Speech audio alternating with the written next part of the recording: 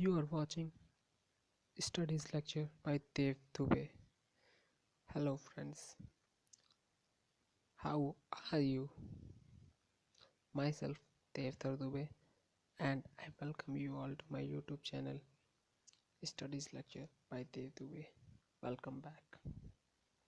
Friends, today we are going to discuss about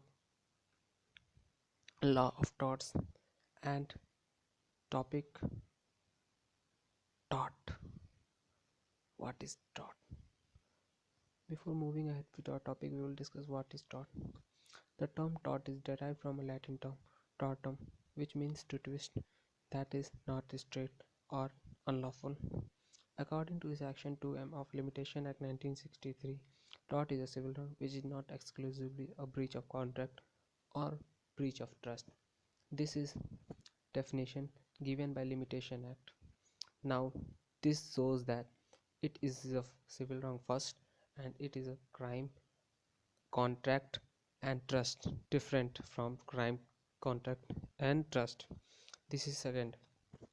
Tort is a civil wrong. In civil law, any person commits a wrong, we call it tort. Plaintiff is one who has civil lawsuit, who filed the civil lawsuit. Defendant is who defend the suit, that is wrongdoer. And damages were the money paid by the defendant to compensate for the injuries to the plaintiff. Plaintiff, I repeat, is the harmed person who suffers harm. Differences. We will now see differences between civil, crime and contract. Civil affect person, crime affect society at large, and contract affect individual. Damages. Civil has liquidated damages, crime has punishment, not damages, and contract has also liquidated damages. Liquidated damages means which are certain. Now we will see court. Civil lawsuits are filed in civil courts, criminal in crime in criminal, and contract in civil. Remedies are available in civil are compensation, and crime it is punishment, whereas in contract it is compensation. Now we will identify similarity and differences. Tort is different. We have observed that tort is a civil wrong but is different from contract and trust, where damages are here damages are unliquidated, that is not certain.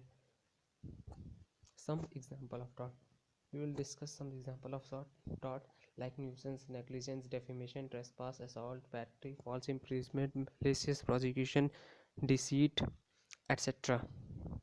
Now let's see that if someone is sitting on the chair and you pulls his chair with suddenly, then this is trespass. This is called trespass to battery.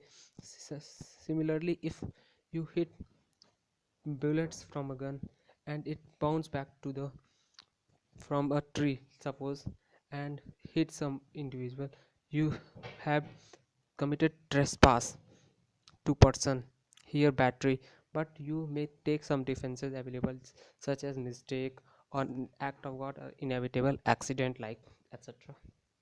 There are different defenses available. There are three classes of tort. First, negligence tort, that is caused due to negligence.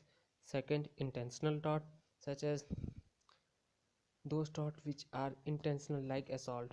In negligence tort there are few examples. There, Mary carelessly runs a red light and hits Tim's car, damaging both the car and Tim. This is negligence because he or she is negligent at driving.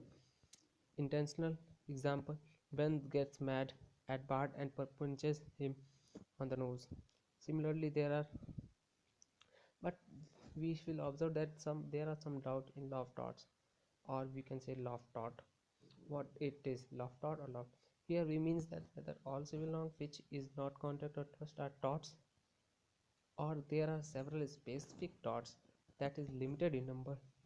We find that Winfield supports first theory and the Salmond, one of the most important, justice the other theory.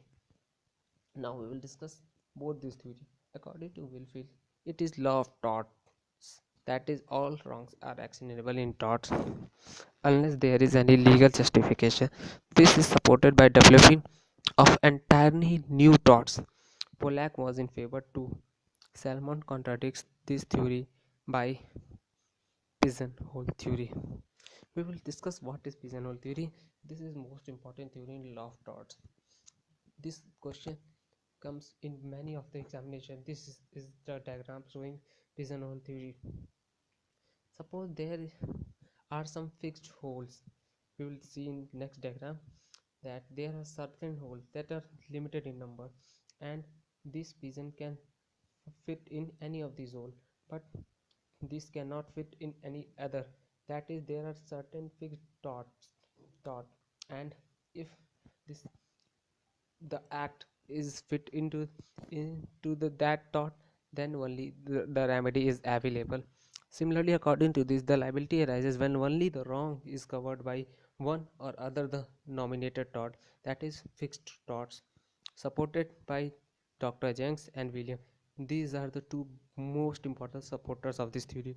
Finally, Winfield remarked that his concept is broader one than Salmon's, and Salmon is lower, but both are correct. This is important. Now we will look essential of the torts. First, act or omission, that is, there must be some act or there must be some omission of which has legal right duty to do. And the second one is legal damages, that is, there must be some damage, but not only damage, this must be legal damage, which may be damage to property, damage to person, reputation, etc. These are some diagrams. This is one case. Points to remember, these are important points to remember. Injury, we talks about injury. Injury does not means any harm, but it means violation of legal right. Injury in tort means violation of legal right, whereas damages means harm or loss. That is, damages means harm or loss. In tort, we use damages instead of compensation. We used to say he will provide damages. Damages means compensation. Same meaning, but used in different sense in both contract and tort. Two more most important maxim. First, injurious and damno, and the second one in is damno sign injury. Injurious and damno means injury without damage. There are two cases, as B versus White. As B versus White, in this case, as B is one of the parliament member. He is going to vote for